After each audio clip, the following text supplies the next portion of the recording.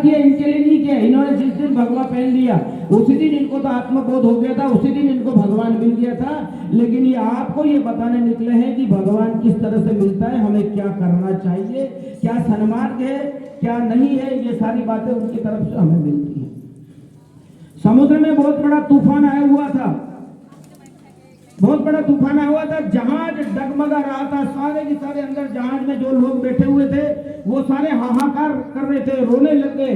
एक 10-12 साल की बच्ची वहां डांस कर रही थी, उस जहाज पर 12 साल की बच्ची नाच कर रही थी। वो सब लोग उसे कहने लगे कि जहाज भी थोड़ी देर में डूबने वाला है और तू यहाँ डांस करने की तेरे को सूझी है। वो लड़की कहने लगी, उसका कॉन्फिडेंस देखिएगा, क्या बोला उस लड़की ने कि ये जहाज नहीं डूबेगा। 12 साल की लड़की कह रही है, पूरे जहाज में सब हाहाकार कर रहे हैं। वो सारे कहने लगे कि कैसे नहीं डूबेगा, क्या बोले जहाज का जो नाविक है वो मेरे पिताजी, मेरा बाप है। तो बोले तेरा बाप होने से जहाज नहीं डूबेगा। उसने कहा कि आज तक भी किसी बाप ने अपनी बेटी को नहीं डुबाया है। ये ध्यान रखें मेरी बहनों, आप भी और आपको भी ध्यान रखना है। इनको पूरा संस्कार दें, इनको शिक्षा दें और इसके साथ साथ हमारा जो सामाजिक अनुशीलन है उसका भी पूरा इनको दें। आजकल हम देख रहे हैं 20 साल का बेटा होते ही अलग घर बसा रहा है, हमने घर छोड़ा है, कदमों को मोड़ा है, कहीं दूर जाएंगे घर बसाएंगे। अरे नालायक, जिस दिन के लिए तेरे माँ बाप ने तेरे को जन्म नहीं दिया था कि 21वें साल में जाके अपना घर बसा ले। और कहीं ना कहीं ये आपके संस्कार की कमी है। आप अगर सास ससुर को छोड़कर आसपुर में या उदयपुर में घर बना के रह रहे हैं तो निश्चित तौर पर बच्चा वैसा ही सीखेगा। आप वो भी उदयपुर में जाके घर बनाएगा और बुढ़ापे में आपको जाके अलग छोड़ देगा। आज कई जगह हम देख रहे हैं माता पिता घर पे अलग बैठे हैं, अलग बना के खा रहे हैं, बच्चे अलग कहीं बैठे हुए हैं, वो अलग कहीं घर बना रहे हैं। बोले कभी नौकरी का बहाना है तो कोई पढ़ने का बहाना है। तो माता पिता की सेवा में ये नौकरी का बहाना मत बनाना। आपको प्राप्त करने के लिए उन्होंने कितना जतन किया होगा, कितना उन्होंने सेवा की होगी, कितने देवरों पे गए होंगे आपको मांगने के लिए। इसके बाद संतान का जन्म होता है और वही संतान बुढ़ापे में जाके अगर ऐसी निकले तो क्या करोगे। और आपसे भी यही कहता हूं, बच्चे को पढ़ाना लिखाना लायक बनाना, और इतना भी लायक मत बना देना कि बुढ़ापे में जाके वो आपको नालायक कहे। संस्कार की सबसे बड़ी जरूरत है। अगर आप सास हैं तो बहू को इतना प्यार करना कि वो पियर का नाम भूल जाए, और अगर आप बहू हैं तो सास का इतना सम्मान करें कि वो बेटी का नाम भूल जाए। ये हमारे संस्कार हुआ करते हैं, ये हमारी संस्कृति हुआ करती है, ये हमारी भारतीय संस्कृति है, यही हमारा धर्म है। आपने देखा होगा श्रवण कुमार ने माता पिता को कंधे पर उठाकर पूरे तीर्थाटन कराया था, पूरे तीर्थ यात्रा कराई थी। अरे आप इतना तो नहीं कर सको तो कम से कम सेवा तो कर सकते हो ना। एक छोटी सी कहानी सुनाकर मेरी बात को समाप्त करूंगा। बहुत पहले सुनाई थी, आज सारी नई जनरेशन आ गई थी, उनके लिए भी ये जरूरी है। एक माता पिता थे, उनके 2 बेटे थे। पिता की ये कल्पना थी कि बेटे को डॉक्टर और छोटे बेटे को इंजीनियर बनाऊंगा। लेकिन देखो ऊपर की क्या लिखा हुआ, अपन क्या सोचते हैं और उसने क्या सोच रखा, पूरी कहानी अलग तरह की। एक्सीडेंट में जब पिता की मृत्यु हो जाती है तो वो माँ जैसे तैसे अपने बड़े बेटे को पढ़ाकर डॉक्टर बना देती है।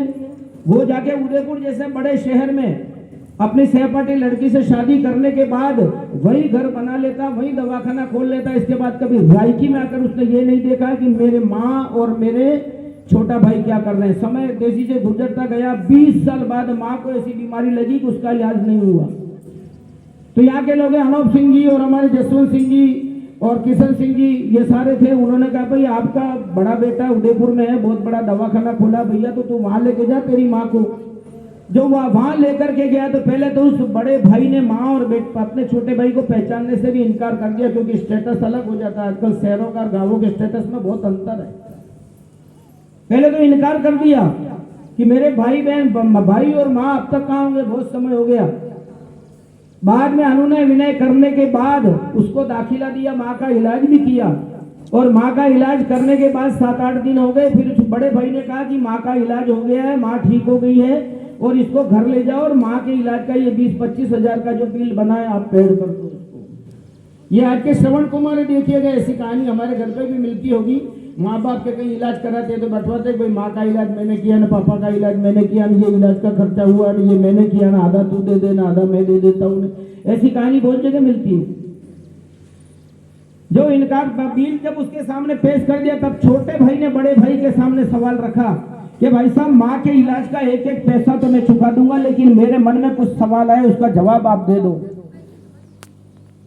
तब छोटे भाई ने बड़े भाई से पूछा कि माँ के इलाज का एक एक पैसा चुका कर जाऊंगा, लेकिन मेरे इस सवाल का आप जवाब दे दो। अगर विश्व की किसी माता ने 9 महीने तक संतान को अपने पेट में रखकर जन्म दिया, अगर विश्व की किसी माता ने गलती से उसका बिल बनाकर अपनी औलाद को दे दिया, तो है कोई ऐसी दौलत जो उसका बिल दे सके? मैं आपके सामने ये सवाल कर रहा हूं। है कोई ऐसी दौलत जो उस ममता की कीमत चुका सके जो अपनी औलाद पर अपनी मां ने लुटाई है? खुद कीले पर सोकर उसको सूखे पे सुलाई, है कोई ऐसी कीमत? तब उसने कहा था, इंसान नहीं शैतान तू पगले, अरे सबसे बड़ी है माँ जगत में, सबसे बड़ी है माँ। माँ से दूध मलाई और माँ से हमें ममता मिलती है, और माँ के आंचल में हमें दुनिया की सारी खुशियाँ मिलती है। अरे जो अपनी माँ का न हुआ वो किसी का क्या होगा? इंसान नहीं शैतान तू पगले, अरे सबसे बड़ी है माँ जगत में, सबसे बड़ी है माँ। इस धरती से उस अंबर तक, इस धरती से उस अंबर तक, अरे दो ही चीज गजब की है, एक माता की ममता हो, दूजा माँ का प्यारा आंचल है। एक माता की ममता हो, दूजा माँ का प्यारा आंचल है। उसको नहीं देखा हमने कभी, पर इसकी जरूरत क्या होगी? ए माँ तेरी सूरत से अलग भगवान की सूरत क्या होगी? क्या होगी? उसको नहीं देखा हमने कभी, ममता ही लुटाए जिसके नयने, ऐसी कोई मूरत क्या होगी? हम तो यही माने तुझसे बड़ी, अरे संसार की दौलत क्या होगी? इंसान तो क्या भगवान भी आंचल में पड़े तेरे,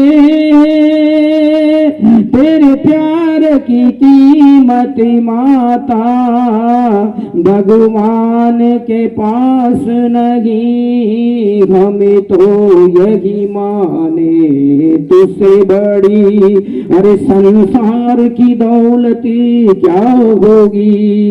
ए माँ तेरी सूरत से अलग है भगवान की सूरत क्या होगी? क्या होगी? यहां भी मैं विशेष रूप से इसलिए आया हूं कि ये मेरी माँ की जन्मभूमि है और हमारा भी बचपन यही निकला है। तो मैं रायकी में आने का कोई न कोई बहाना ढूंढता रहता हूं ताकि कहीं माँ के दूध के कर्ज भी यहाँ आके मैं चुका सकता हूँ, माँ की जन्मभूमि पर आकर उसकी वंदना करके। और आप सभी इस क्षेत्र के सर्वश्रेष्ठ विद्यालय चाइल्ड हेवन स्कूल में आज इस कार्यक्रम में भाग ले रहे हैं। सभी अतिथियों को प्रणाम और विशेष रूप से मैं आभार व्यक्त करना चाहता हूँ विद्यालय के प्रधानाचार्य और निदेशक महोदय जसवंत सिंह जी और सभी पाटीदार जी और पूरे स्टाफ का कि जिन्होंने यहाँ बहुत अच्छा कार्यक्रम आयोजित कर हमें यहाँ आमंत्रित किया। विशेष तौर पर मैं दीदी को भी धन्यवाद देता हूँ इतने रूप से यहाँ पधारे। जय हिंद, जय भारत, जय चाइल्ड हेवन।